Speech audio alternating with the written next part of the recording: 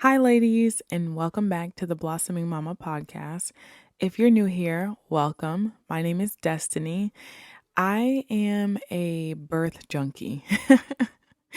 I realized that a while ago, and you know what? I'm just standing in my truth. I love everything that has to do with fertility and pregnancy and motherhood.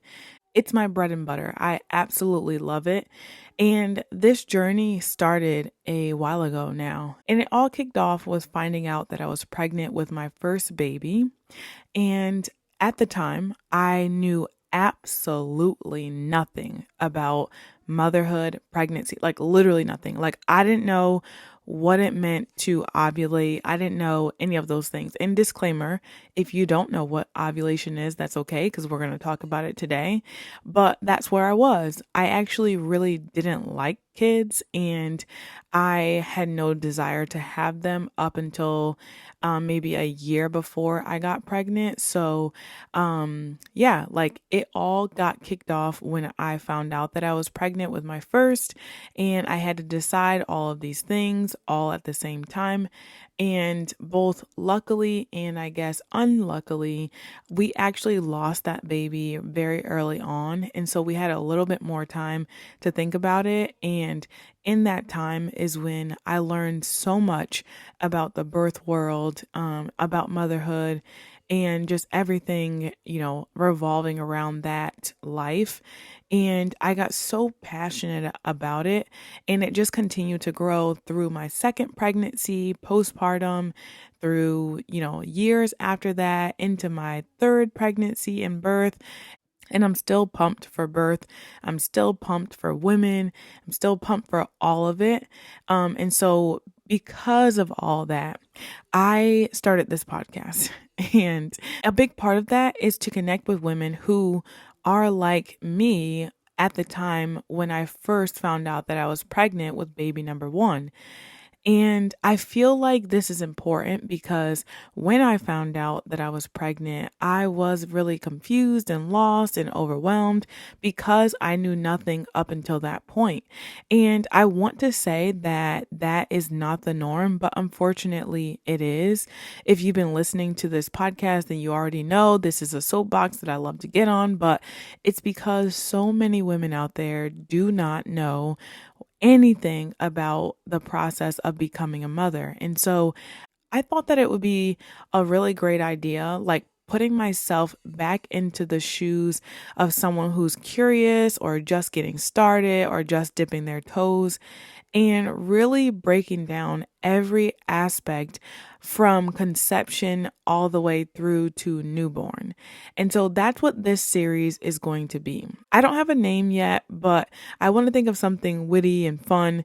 But basically, it's just going to be diving into each aspect of becoming a mother. And that starts with, coming off of birth control, if you're on birth control, or just starting to track your cycle and figuring out, what your fertility looks like and if you can become pregnant and what that looks like. So we're going to be doing that part today, talking about fertility, and just kind of like an intro. And then we're going to go each week into a specific area of conception to newborn. So we're going to talk about trying to conceive, and then we're going to talk about getting pregnant and the first few things that you do, and then we're going to talk about each trimester and the kind of things that come up in each one of those, and then we'll talk about preparing for birth, and then we'll talk about the birth. So each episode is going to really dive in, and my perspective is going to be as if I'm talking to someone who literally knows nothing. I'm not going to judge you. I'm not judging anyone out there. I think it's important to really break this down and not assume that you guys know what the terms are, because it's my world. I've been in it for a long time, and it's easy for me to just like spit out terms and not think about the fact that someone out there may not know it, especially considering I was that someone long ago. So we're going to break down all of the terms. We're going to break down all of the topics. And I think the progression is going to be good because I'm going to address things as they would naturally come up in your particular process. So yeah, I hope that it's good. please give me feedback along the way. I really value that. I am a new podcaster and I come up with things that I think are helpful, and I want to better project and get this information in a package that is consumable and relatable and realistic.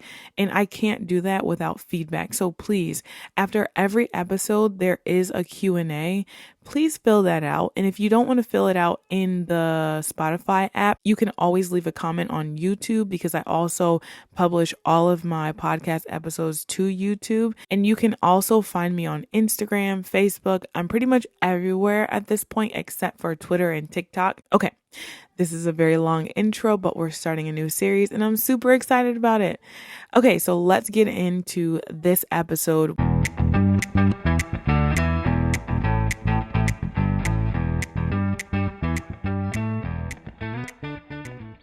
All right, so let's set the scene. You are newly married. Congratulations.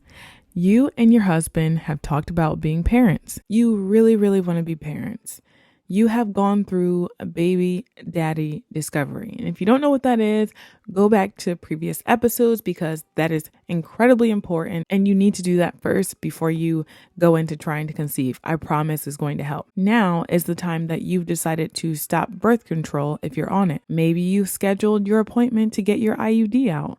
So what is next? Well, you're going to want to get familiar with your fertility. And as I said, I'm going to define all of these terms as if you've never heard it before. So fertility is just basically your body's ability to produce offspring. And there are several signs that are unique to men and women, but I'm going to guess that you're probably a woman if you're listening to this podcast. And so we're going to talk about how women can get a better view of their fertility. Now, the way that you're probably going to find this out is by tracking your menstrual cycle. The menstrual cycle is just basically the phases that your body goes through as it is preparing for pregnancy. There are different phases of the menstrual cycle, which we'll talk about in a little bit. But just generally, the menstrual cycle will last about 27 to 35 days. Sometimes it could be as short as 21 days. It all depends on who you are as a person. Like, I can't even give you a specific, but most of the literature basically accepts that 28 days is like the average menstrual cycle. And so they like make recommendations based off of that. But that's not the case for every woman. And that's not the case for me. I definitely don't have a 28-day cycle, but that's like the mean that they give for, when they're talking about the length of a menstrual cycle. Something else that I think is important when talking about the menstrual cycle is that it really can vary depending on what's happening in your life. So if you take birth control, it's going to affect your menstrual cycle. Some birth controls completely take it away. Some of them make it really short. Your body is being convinced that it is pregnant in most cases if you're taking birth control. So you're not going to be having a real or normal cycle. Okay. Another thing that can affect it is exercise. So for women specifically, if they exercise excessively, like if you are an incredible athlete, there is a chance that your menstrual cycle will disappear. Like, if I'm totally honest, or it'll be really irregular. This is very common. If you are really active, your body just probably doesn't want to make babies. And so you're going to have a weird menstrual cycle. If you are severely overweight or severely underweight, that could also impact it. If you're really stressed out, that can cause changes to it. And if you have any other health conditions, so like endometriosis, any of those are also going to impact the quality of your menstrual cycle. It may cause it to be irregular, and other changes. So if you have any of those, that's going to cause, some changes, and it's not going to be very predictable. So just keep that in mind.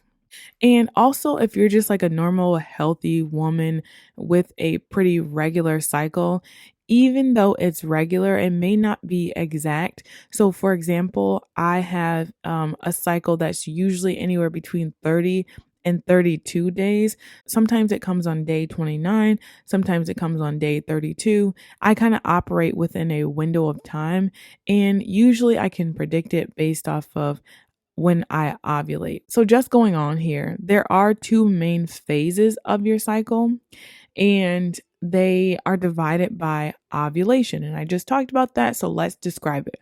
What is ovulation? And at this point, if you're someone who is feeling like, wait, I don't know anything about my cycle, guess what?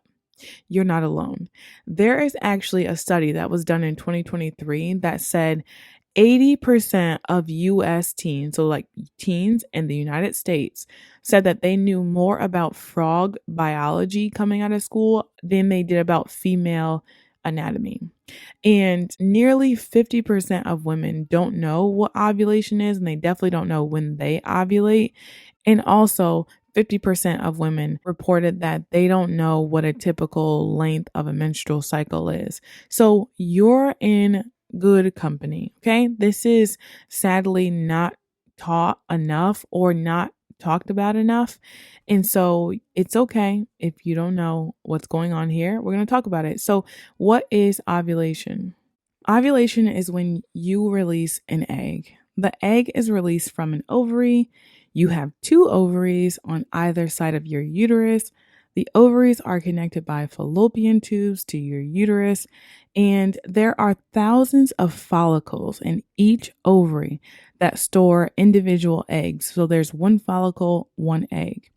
And at the time of ovulation, one follicle has matured enough that it can release an egg into the fallopian tubes, and then hopefully that egg would be fertilized by a sperm. Now, there could be more than one that's released, and in that case, it would be like twins or triplets if each one of those eggs was fertilized by a sperm. So you can release more than one.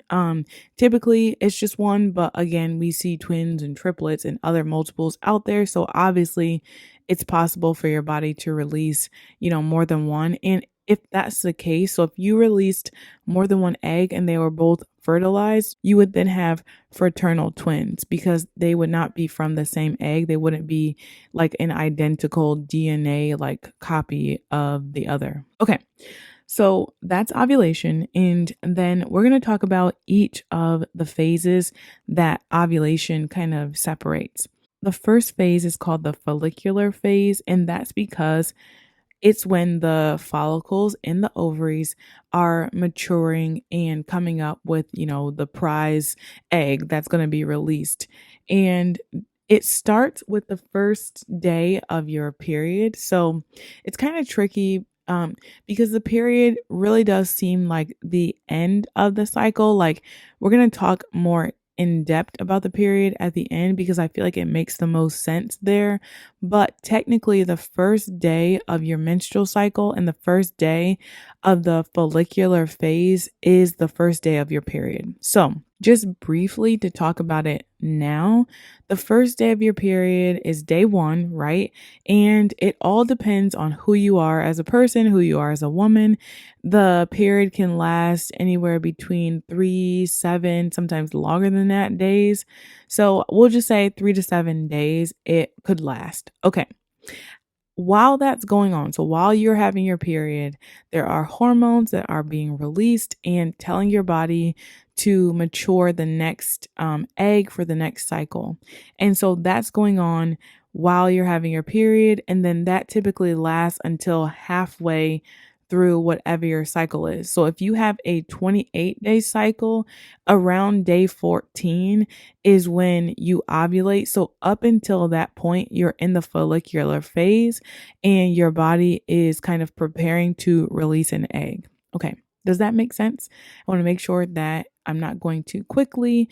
I know that it's kind of boring, but hey, this is where we are. This is what reality is. So I'm talking about cellular biology. But at its surface, what does that look like for you? What does this mean for you, right? This is a good question. So, some of the symptoms that you might notice in the follicular phase is that you might feel more energized. You might feel more creative. You may be a little glowier. Maybe you're feeling flirty. It's a good feeling in this part of the cycle. You're having like estrogen rising, and you're probably feeling like Shania Twain, like, man, I feel like a woman. Maybe your husband is more attractive. Maybe he smells good to you. Maybe right now you love babies. You love holding babies and you like looking at babies. All of those things are true in this phase because your body is preparing you for maybe making one of your own. So there you go. Now, I briefly talked about ovulation, but this is the next phase. So after you exit the follicular phase, you're now entering ovulation. And this typically, like I said, is at the halfway point of your menstrual cycle. And it happens when an egg is now mature enough to be released into the fallopian tubes. A follicle is kind of like a cyst, honestly, and it will kind of like burst and then release the egg into the fallopian tubes. And typically, once it's released, the egg will live. I'm saying in quotes because, like, is it alive? I don't really know what this means, but the egg will be able to be fertilized for somewhere between 24 to 48 hours. Most people say 24 hours. I've heard 48 hours. I don't know what's true, so I'm going to say both. And at that time, it's just kind of like making its way slowly down the fallopian tubes. And most of the time, if you're going to be fertilized, it's going to happen in the fallopian tubes because the egg just doesn't live that long. Okay. I've emphasized that it's a very short window, and that's why people who are, talking about getting pregnant will recommend that you have sex before you ovulate. So like if you're aware of your ovulation, it's a good idea to do the deed before you know that you're going to ovulate, and then do it, like when you're ovulating, and maybe do it a little bit after. That way you can kind of cover all your bases. But I'm saying specifically before because if your egg comes out and there's already sperm kind of just like hanging out like in the fallopian tubes, because sperm can live much longer than eggs. Not going to get into that today. You can look it up, Google it. But if there are sperm just kind of waiting, you're going to heighten your chances of getting pregnant because you already have like a surplus of sperm just like hanging out as soon as the egg gets released. And they're programmed to attack the egg as soon as it is present. So, how do you know that you have ovulated? Well, there are changes. You can definitely look more into that if you Google it, or if you're using an app, which is a way that you would know that you ovulate. There are plenty of apps out there. I use Ovia. There are several that are totally free. I don't think that you need to waste your money and like pay for it unless you really, really want to, because it's totally possible to track with a free app. I mean, honestly, it's possible to track with a calendar. To be totally honest, I use the moon. So there's many, many ways to track your menstrual cycle without paying, a subscription or whatever. But if you want to, do it. I'm not going to stop you. But if you're using an app, then it might tell you a fertile window, and it might say like a prediction of when you might ovulate. The changes, like I said, within your lower half can also give you indicator. There's also changes in your body temperature. So it's called basal body temperature. So this would require you to track your body temperature every single day, which honestly is a lot for me, but I know a lot of women who do it and swear by it. If you are someone who likes to like do something like this every day, you could. And basically what you're looking for is I think a dip in your temperature, Please don't quote me on that, but you're looking for a change in your basal body temperature, and that would indicate that you ovulate. This is really hard for me, clearly. Can you tell? So it's not one of my recommendations, but I'm just going to say it because it's one of the things that people use. And this is how you could know that you've ovulated. Some of those psychological symptoms that I mentioned in the follicular phase will really come to a head when you ovulate. So, for me, this is definitely true. I feel like my husband smells so good when I'm ovulating. Like, that's one of my indicators. I'm like, get over here because you smell good and I love you. Something else is that you're definitely going to be more flirty, a little more frisky. Like your body is telling you that it's go time and it wants to replicate, like it wants to do the deed. And so you're going to feel that push to like want to do it. At least I do. It might not be the case for everyone, but this is the case for me, and like other women have said similar things, that your body, like the biology is leading you to your partner. So that's something that might give it away for you. And then obviously you could take a, or maybe not obviously, we're going to assume not obviously. I take it back. You could also take a ovulation test. Okay. They exist. You can get them on Amazon. You can get them at Walmart. They are all over the place. I think you can get them at the dollar store. And basically what they're looking at is something called luteinizing hormone, or LH. And this is a hormone that spikes right before you ovulate. And so the presence of LH in your urine is going to indicate that you are very close, if not ovulating right now. And so you basically would treat it the same way that you do a pregnancy test. It's the same sort of test setup, if you know what I mean. And you would check to see, I mean, each test is different. Mine is a line test. There are smiley face tests out there. So like if you take a test and then there's a smiley face that's telling you that it's go time, that you're probably ovulating.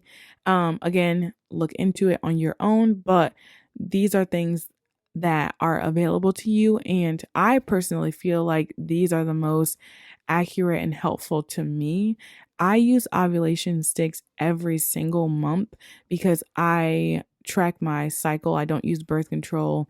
I don't use like an artificial or like pill form or anything like hormonal birth control.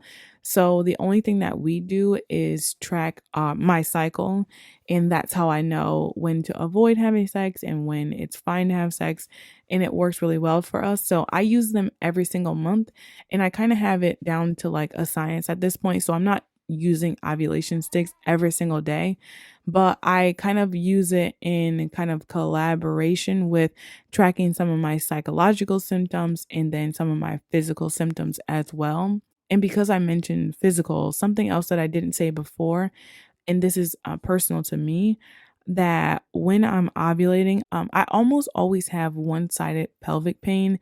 Could be right side, could be left side. It just depends. And it's actually kind of helpful because I can almost always know which ovary is releasing the egg based off of which side I have the pain on. This isn't the case for everyone, but it's definitely a clear indicator for me. So I thought it would be good to mention that as well. All right, ladies, how we doing? Doing a little check-in.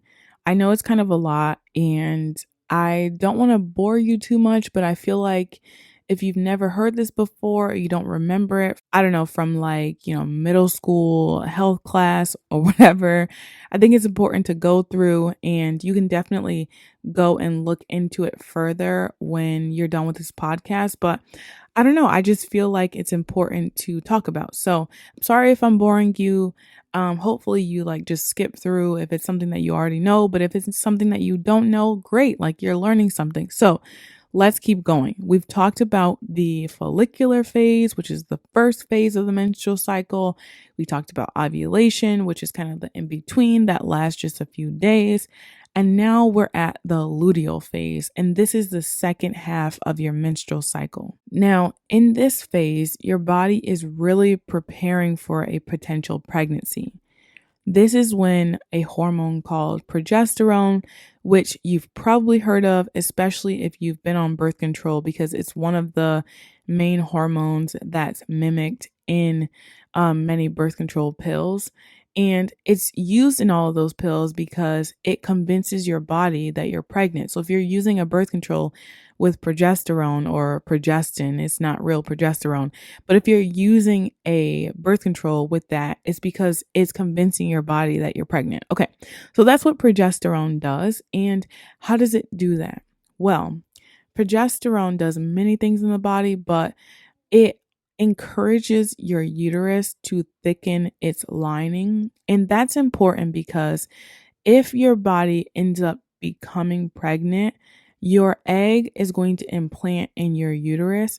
And by thickening the lining of your uterus, it's encouraging more blood flow, more nutrients to be stored in that uterus so that when the egg implants, it is in a nutrient dense, life giving environment. Does that make sense? And so that's what's going on in the luteal phase. And there's actually two outcomes that can come from this. You can either fall pregnant, in which case the egg that was fertilized in the fallopian tubes would travel down into the uterus, implant, and then continue to grow into a baby. Or you would not be pregnant, in which case the uterine lining, so like, the tissue and everything in your uterus that was built up to prepare for pregnancy would shed. It would break down and then come out of your uterus through your cervix into your vagina and out. And that would be your period. So if you notice that when you have your period, you're having like blood clots and maybe you might see a little bit of tissue, that's just the lining of your uterus. This is just a part of it. And if you never knew that, bam, here you go. Lessons learned today. That's what your period is. So as I said, if you're pregnant, then obviously you wouldn't get a period. And if you're pregnant, your menstrual cycle actually freezes. It doesn't continue to happen. The only reason that it happens is to make a baby. And so if you've made a baby, then there's no reason to continue like ovulating and all that stuff. You're successful. You did what God designed you to do. Now you're pregnant. And so your body's going to switch gears and focus on maintaining that pregnancy until you give birth. Okay, so what are some of the symptoms to look out for in the luteal phase? And these are symptoms that you're probably going to be familiar with. Some women get PMS, so like premenstrual syndrome or dysphoria. And that's basically because hormones are decreasing towards the end, like when you're about to get your period. And so you might feel warm, you might feel crampy, you may feel like a lot of the symptoms that you're going to have when you get your period, but they're not there yet. You may feel nothing at all. Or you might feel a little bit more anxious, or you might feel a little more sad. Maybe you are craving sweets. There's all these different things that I think you guys are probably familiar with. You just maybe never paid attention to it. But I feel like this is the phase where symptoms are more known because women talk about it a lot. Like, oh, I'm about to get my period. So I don't need to talk about it too much, but like those are just some of the things that you might notice in the luteal phase. Okay, so we've talked about so much, and I think it's important to talk about like what the application of this is. So if you've learned all the phases and you learned like the number of days of a menstrual cycle, I think it's important to know what an irregular cycle looks like. So if you start tracking your cycle, and you notice that maybe it's really short. Maybe it's like 19 days long. Like maybe the whole cycle is only 19 days. You get your period within 19 days. Well, that's atypical. It may not be a problem. I'm not a doctor, so I don't know for sure, but it is something that is not common. So you want to check in with your doctor about that, or maybe start to look at ways to lengthen your cycle. And there's definitely like herbs and things that you can do, changing your diet. We talked about some of the things that can change your cycle overall. So if you're like a heavy exerciser, maybe cutting back on that. So there's things that you can do. And similarly, the same things you can do if the cycle was really long or if it's really irregular. So maybe one cycle is 19 days and another cycle is 30 days, or maybe you don't get a period at all. Maybe you've gone months without a period. So this is kind of important to know what is normal for you, establishing a baseline so that you can figure out what you need to do going forward. I mean, hopefully you just have a regular cycle, but that's not the case for everyone. So this is where you start to just monitor yourself and figure out what is normal for you and then go from there. Something else that you want to pay attention to. So maybe you do get a period every month and maybe it's, at 31 days every single month, but you don't know if you ovulate or not. This is where using some of those ovulation sticks is really helpful to really know if and when you ovulate. So I know people who get periods but never actually ovulate. They do the test every single day and they never have an LH peak. They never have a egg released, in which case it's great that they have a period, but if there's no egg, then you can't fertilize that egg with sperm, in which case you can't get pregnant. So that's something else to really be paying attention to. I always recommend using ovulation sticks even before you're 100% ready to try to get pregnant because of this. You need to know if you ovulate at all and when you ovulate. If you're coming off of birth control, girl, come on. There's going to be a lot of stuff. You're going to be doing a lot, especially if you've been on birth control for half your life.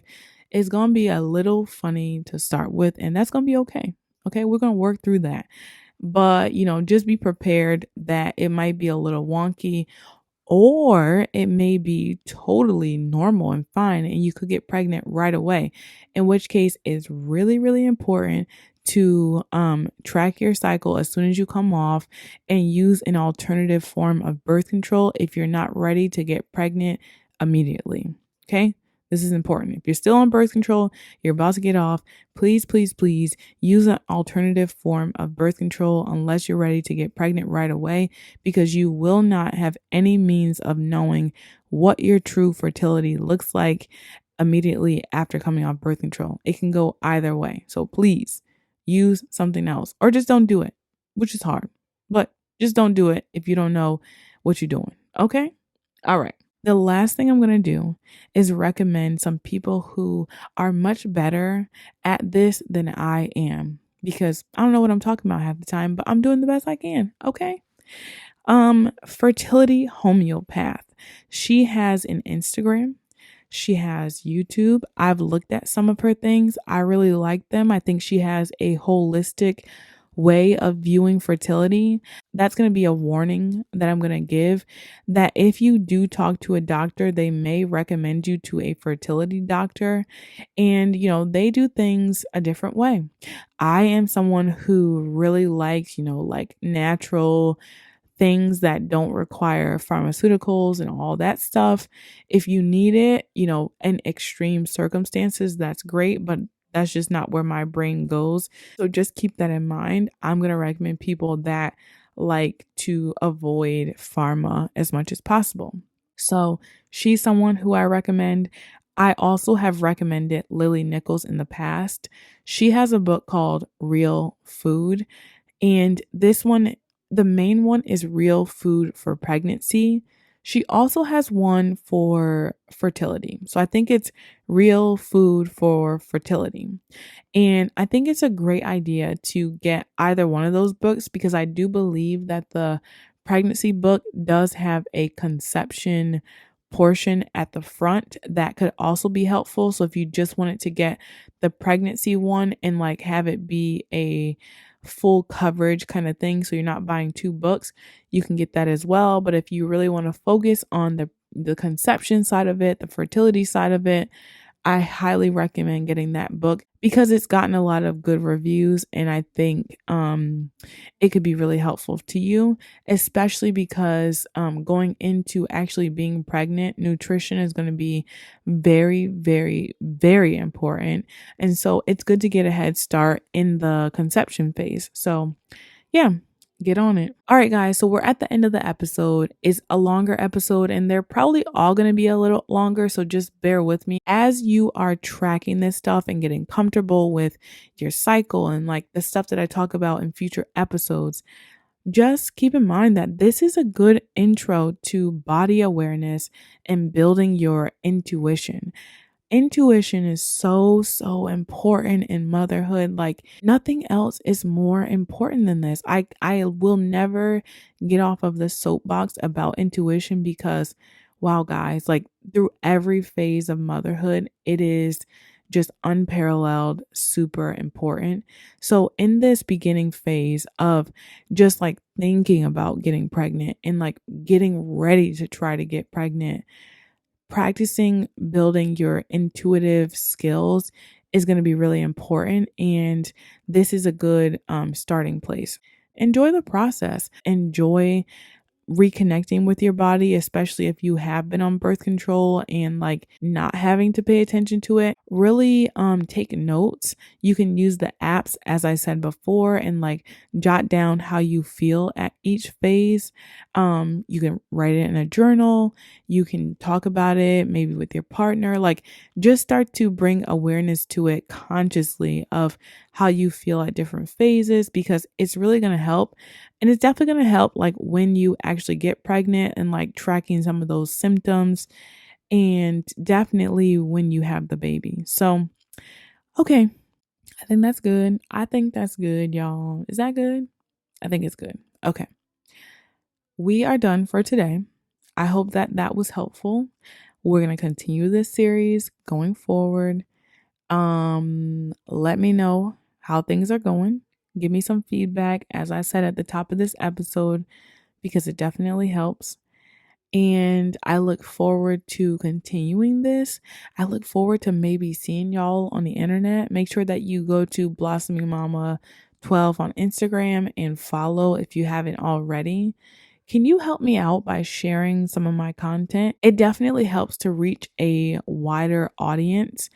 And it really is important to me that women who need to hear this hear this.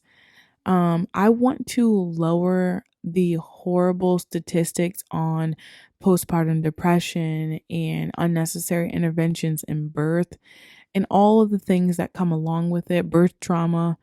And it all starts with women having a good arsenal of information about what's happening to their bodies before they even go through it. So please share with people that you think would benefit from it. Not because I'm trying to get famous, but because I literally think this could be life or death, whether it be for a mother out there or a baby out there. They need to know this. So again, thank you for supporting the podcast. Thank you for supporting Blossoming Mama all together. And I'll see you girls in the next episode. Take care of yourselves.